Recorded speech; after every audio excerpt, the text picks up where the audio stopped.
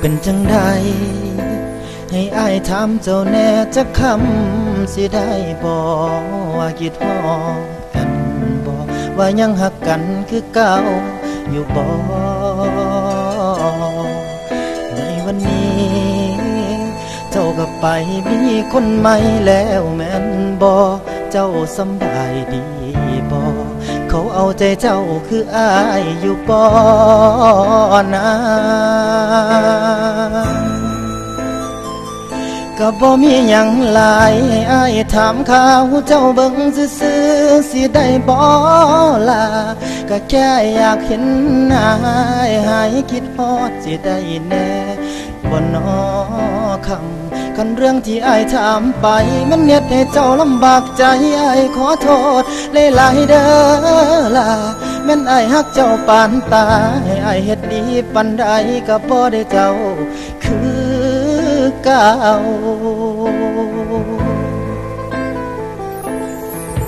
เป็นจังใดเจ้ายังกินแซ่บนอนหลับคือเก่าอยู่บ่เจ้ายังคิดฮอดกันบ่เจ้ายังคิดพอกันคือเก่าอยู่บ่ในวันนี้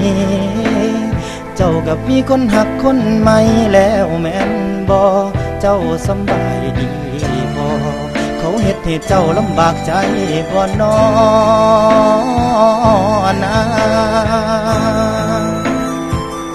ก็บ่มีหยังหลายให้อ้ายถามข่าวเจ้าเบิ่งซื่อๆสิได้บ่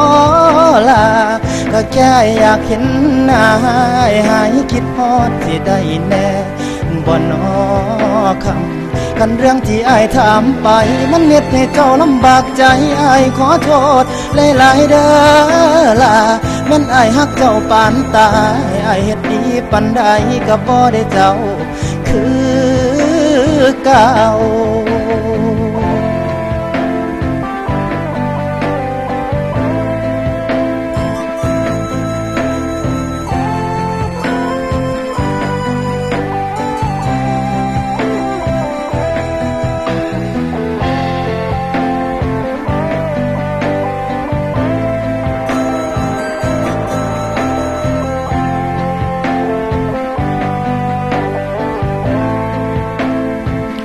ก็บ่มีหยังหลายให้อ้ายถามข่าวเจ้าเบิ่งซื่อๆสิได้บ่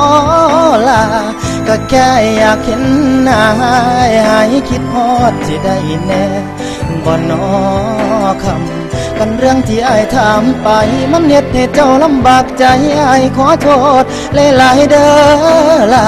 แม่นอ้ายฮักเจ้าปานตายอ้ายเฮ็ดดีปานใดก็บ่ได้เจ้าคือเก่า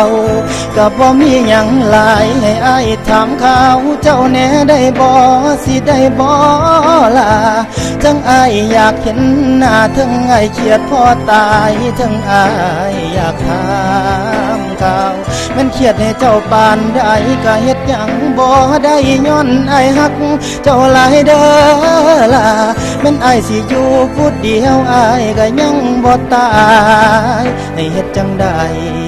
สิอยู่ไปพอได้เห็นเจ้า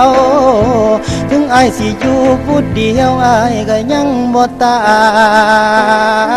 ยสิอยู่ไปพอได้เห็นเจ้า